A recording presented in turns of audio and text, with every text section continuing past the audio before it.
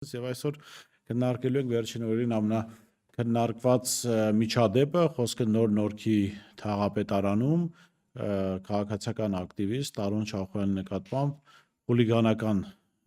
դրսևորումներով բռնության գործադրման այդ միջադեպի մասին է։ Միջադեպի մասնակից էր նոր Նորքի թաղապետ եւ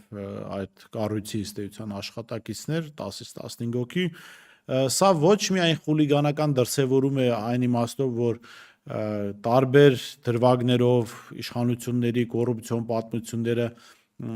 հրապարակ բերող քաղաքացիական ակտիվիստի նկատմամբ բռնություն է գործադրվել, այլ նաև մարդկայնորեն անհասկանալի է, որ այդ բռնությունը գործադրում են